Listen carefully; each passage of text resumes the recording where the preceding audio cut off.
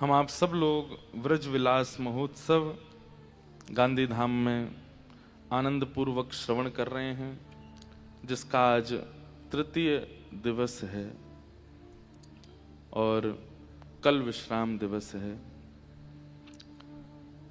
वास्तव में तो स्थिति ऐसी है कि ब्रज भाव इतने गूढ़ और इतने रहस्यात्मक हैं।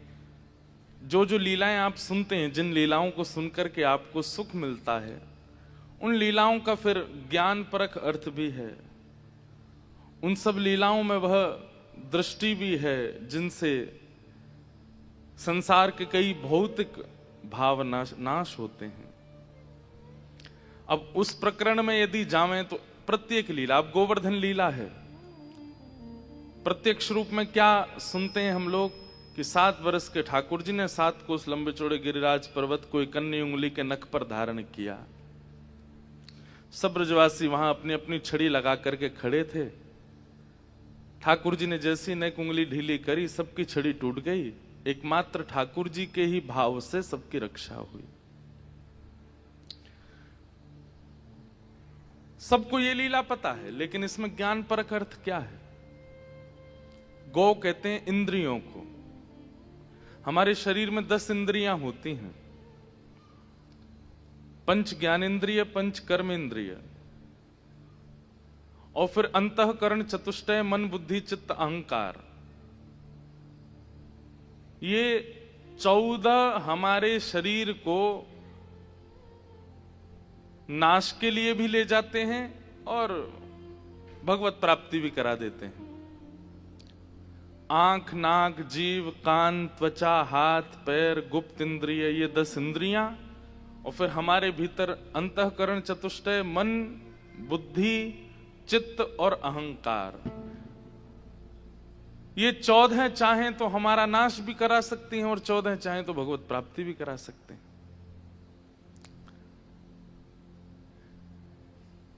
लेकिन गौ यानी कि इन समस्त इंद्रियों का जो कृष्ण भक्ति में वर्धन करे, उनका नाम है गोवर्धन।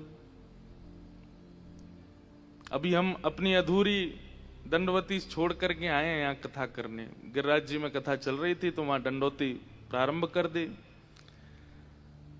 जतिपुरा तक पहुंचे, फिर अब यहां आ गए। अब जब समय मिलेगा तो बाकी की शेष करेंगे। वास्तव में गिरिराज जी की परिक्रमा का महत्व ही यही है। ब्रज संबंधी किसी भी तप भाव का एक ही उद्देश्य होता है। बद्रीनाथ में तप करने का फल कुछ और होगा, जगन्नाथ में तप करने का फल कुछ और होगा, द्वारिका में समुद्र में खड़े होकर के तप करने का फल कुछ और होगा, वृंदावन परकोटे में तप करने का फल केवल एक है, कृष्ण प्राप्ति, और कुछ नहीं। वहां परिक्रमा भी इसी भाव से होती है, वहां दंडवती भी इसी भाव से होती है, वहां व्रत भी इसी भाव से होते हैं, वहां नियम भी इसी भाव से होते हैं। क्षमा कीजिए, गांधी धाम में घर बन जाए, करोड़ों की प्रॉपर्टी हो जाए, इसके लिए अगर आप वृंदावन जा रहे हो, आप गलत पते पर जा रहे हो, वहां मत जाइए। उससे बढ़िया तो ये द्वारिका ही चले जाओ, ये दे देंगे आपको। कई लोग कहते हैं कि ठाकुर जी इतने सारे रूप धारण करके क्यों बैठे हैं? क्योंकि संसार में विकार युक्त व्यक्ति भी हैं जिनको विषय की कामना है, तो विषय कामना वाले वहां जाओ। वृंदावन तो केवल प्रिया प्रियतम की प्राप्ति के लिए है। अगर आप सोमवार के व्रत करते हैं श्रेष्ठ पति की कामना से, कई माताएं करती हैं कि श्रेष्ठ पति प्राप्त हो, और बीच में अगर कुछ सोमवार आपने वृंदावन में व्यतीत कर दिए तो श्रेष्ठ पति तो नहीं मिलेंगे, लेकिन श्री श्याम सुंदर जरूर मिल जाएंगे। क्योंकि वृंदावन में किया गया सूक्ष्म तप भी केवल प्रियालाल की प्राप्ति कराता है, वहां और कुछ नहीं है। तो गोवर्धन माने जो इंद्रियों का कृष्ण भक्ति में वर्धन करें, उनका नाम है गोवर्धन। काशी के एक बहुत बड़े विद्वान हुए, उन्होंने अपने एक श्लोक में लिखा है, बोले हे मन, अपने मन से कहते हैं, बहुत ध्यान से सुनिए सब लोग, इधर देखो सब लोग, सुनो। काशी के एक बहुत बड़े विद्वान मधुसूदन पाद सरस्वती, वो कहते हैं अपने मन से, हे मन, तू जहां जाना चाहे जाना, पर वृंदावन मत जाना। अपने मन से कहते हैं। और अगर कहीं तू वृंदावन चला गया तो वृंदावन पर यमुना तट पे मत जाना, बाहर से ही घूमाना। और कहीं अगर तू यमुना तट पर चला गया तो यमुना तट से कुंज गलियों में मत चले जाना। हे मन, तू मेरी बात मान जा, कुंज गली में मत जाना। और तू अगर नहीं माना, तू यमुना जी भी चला गया, कुंज गली में भी चला गया, तो कुंज गली में वहां विचरण कर रही गोपियों के मुखमंडल से निकलने वाले शब्द को मत सुनना। बस चुपचाप कुंज गली में घूम के आ जाना, कान बंद कर लेना। और कहीं अगर तैने वो शब्द सुन लिया कृष्ण नाम का, तो उसको देखने की इच्छा प्रकट मत करना। और कहीं तेरे मन में यदि उसको देखने की इच्छा प्रकट हो भी गई तो एक रात्रि से ज्यादा वृंदावन में निवास मत करना। और कहीं अगर तू एक रात वृंदावन में बस गया और यमुना पुलिन पर टेढ़ी टांग वाले श्याम सुंदर तेरे सन्मुख आ जाएं, तो तू भूल करके भी अपने नेत्र मत खोल लेना। और अरे मन, यदि तूने नेत्र खोल करके उनको देख लिया और उनके नेत्रों से नेत्र मिला लिए, नेत्र खोल के देख भी ले, तो उनके चरणों को देखना, हाथों को देखना, ग्रीवा को देखना, मुखमंडल मत देख लेना। और कहीं तने मुख पे उनके नेत्र देख लिए तो हे मन, तू फिर मेरा नहीं रहेगा, तू उन्हीं का हो जाएगा। वृंदावन सामान्य नहीं है।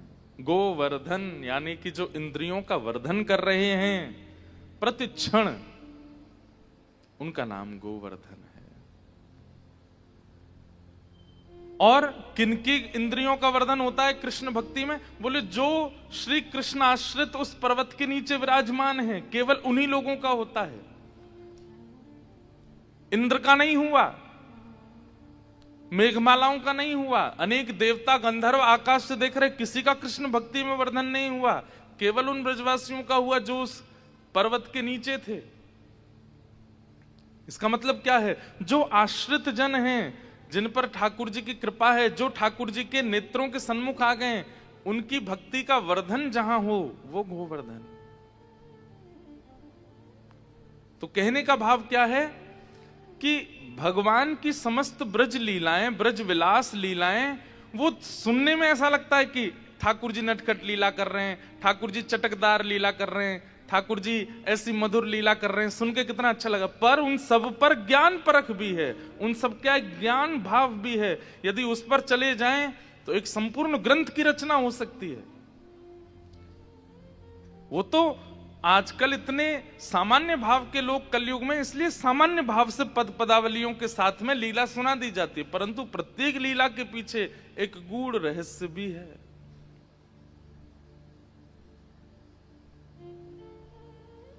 कल हम लोग सुन रहे थे कि युगल जोड़ी प्रकट हुई वृंदावन में।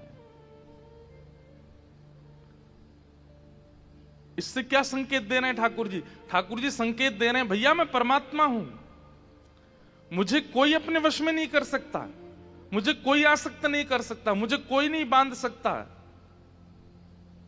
मैं सबसे परे हूं, मैं परम तत्व हूं, मैं ईश्वर हूं। ये बात ठाकुर जी बता रहे हैं। लेकिन ब्रज वृंदावन में आते ही ठाकुर जी किशोरी जी का हस्तकमल पकड़ लेते हैं पलना में पौढ़े पौढ़े, और मानो किशोरी जी के अधीनता से हमें ये बताना चाह रहे हैं, मोकू वश करवे के काज एक ही उपाय है, किशोरी जी। किशोरी जी यानी प्रेम।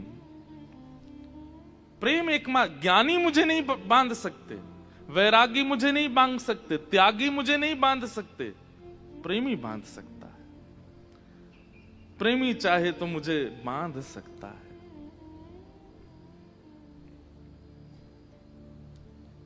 सहज जोरी प्रकट भई वृंदावन में। भागवत जी में कथा आती है किनकी? अंबरीश राजा। अंबरीशो महाभाग। अंबरीश राजा ऐसे महाभागवत हुए जो राजा हैं, जो पदवी पर रहते हैं, जो परम धनवान हैं, जिनकी आज्ञा पर एक छत्र सम्राट पूरी भूमंडल कार्य करता है। लेकिन वे राजा अपने ठाकुर जी की सेवा निज कर से करते हैं, उसमें कोई प्रमाद नहीं करते। बहुत ध्यान से सुनिएगा। अपनी पत्नी को, अपने नौकरों को, अपने सेवकों को, सबको कहा कि सब कार्य करो, सृष्टि का कार्य करो, गांव का, शहरों का पालन का कार्य करो, घर के सब कार्य करो, पर मेरे ठाकुर जी की सेवा वो मैं खुद करूंगा, उसमें मुझे किसी की आवश्यकता नहीं है। पत्नी कहती है हम पर थोड़ी कृपा कर दो, हमें भी सिखा दो, तो पत्नी से भी कहते हैं कि तुम बाकी की सेवा करो, लेकिन ठाकुर जी की सेवा तो मैं ही करूंगा। ऐसे अम्बरीश राजा कहते हैं, अम्बरीश राजा इतनी सेवा करते, अपने हाथों से पोंछा लगाते, अपने हाथों से झाड़ू लगाते, अपने हाथों से पुष्प तोड़ के लाते, माला बनाते, ठाकुर जी को पहनाते, अपने हाथों से वस्त्र सिलते, ठाकुर जी को धराते। कोई भी सामग्री बाहर की प्रयोग नहीं लेते थे, प्रत्येक सामग्री अपने हाथ से। ठाकुर जी की सेवा में जाने वाले इत्र और गुलाब जल भी स्वयं बनाते थे।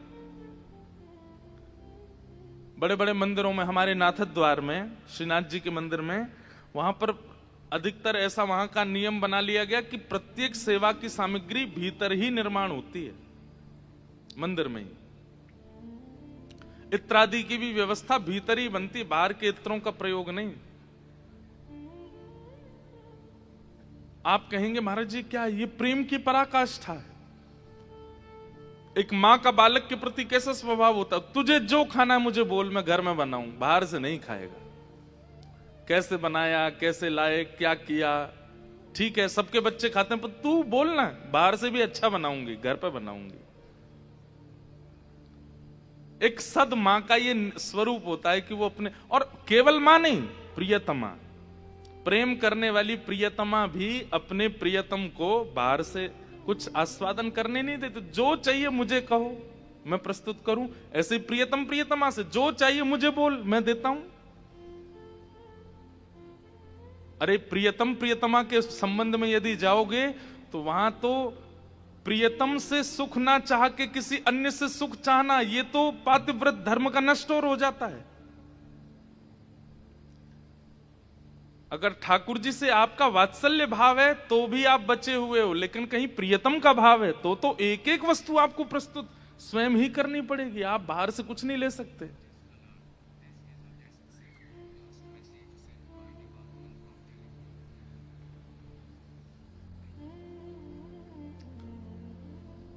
अम्बरीश राजा सब कुछ अपने आप अर्पित करते ठाकुर जी को।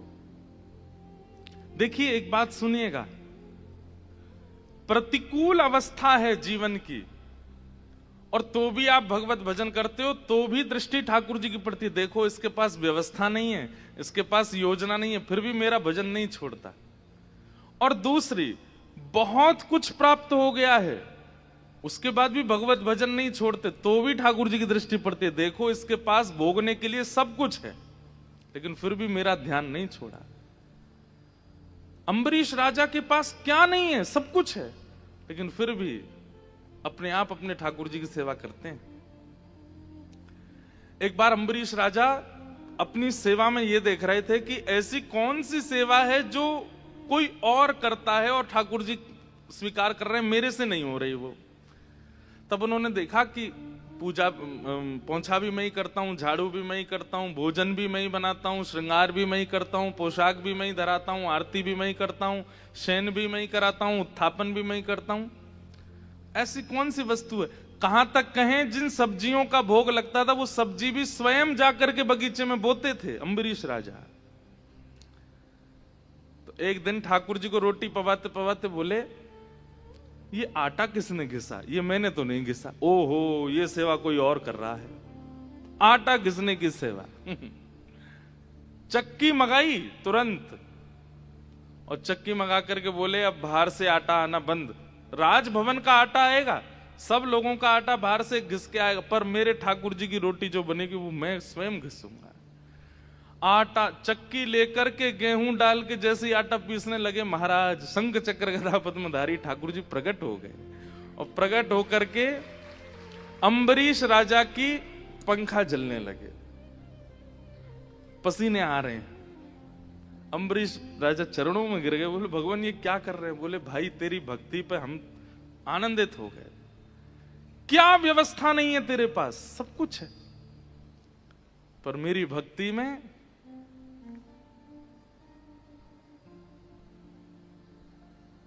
मीराबाई कहती है ना, थारी भगति में चूक कोनी राखूं सांवरिया, मोहे चाकर राखो जी। आपकी भक्ति में, आपकी सेवा में मैं एक चूक नहीं करूंगी, बस मुझे अपना चाकर रख लो, मीराबाई कहती है। चाकर रहसू बाग लगासू, नित उठ दर्शन पासू। चाकर रहसू बाग लगासू,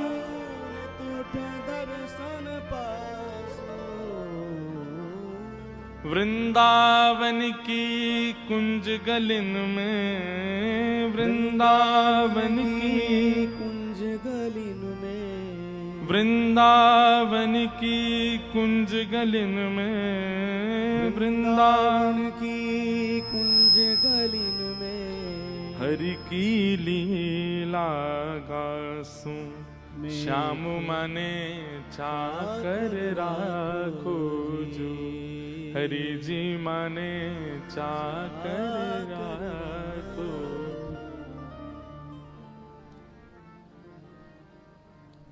ऐसे भगवान प्रेम के वश में आते हैं ना, तो ज्ञान, ये तो बात सब जानते हैं, सबको पता है, लेकिन फिर भी अन्य साधनों के पीछे भागते हैं, प्रेम को छोड़ देते हैं। सबको पता है कि सबसे ऊंची प्रेम सगाई, अभी मैं गाने लग जाऊं सब गाएंगे, पीछे तक से आवाज आएगी, लेकिन फिर भी अन्य साधनों को नहीं छोड़ रहे हैं, अन्य विचारों को नहीं छोड़ रहे हैं, अन्य प्रकल्पों को नहीं छोड़ रहे हैं। तो प्रेम सब कुछ है, तो फिर प्रेम कीजिए ना। इस संपूर्ण 4 दिवसीय कथा का और कोई महत्व नहीं है, केवल प्रेम। और वृंदावन में भी तप का, जप का, तप परिक्रमा का और कोई फल नहीं है, केवल प्रेम। वहां केवल प्रेम प्राप्त होता है।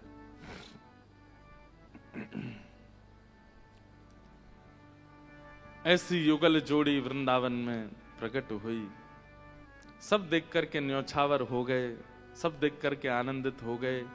पलना में प्रियालाल जी दोनों विराजमान हैं। सब ब्रजवासी, ब्रज वनिताएं देख देख करके कहां मंगल जन्म के गीत गा रही थी, लेकिन अब तो ब्याह के गीत गवन लगे। और कल हमने बताया ना, ब्याह ही नहीं हुआ, बाकी सब हो गया, फेरा नहीं पड़े। और फेरा भी इसलिए नहीं पड़े क्योंकि लाला लाली अभी चलनो नहीं जाने, नहीं तो वो भी हो जाते, उसमें भी चूक नहीं करते ब्रजवासी। आहा, महादेव आए, ज्योतिषी बन करके आए। बभूति रमाए बाबा भोलानाथ आए, बभूति रमाए बाबा भोलानाथ आए, भोलानाथ आए बाबा अलख जगाए, भोलानाथ आए बाबा अलख जगाए।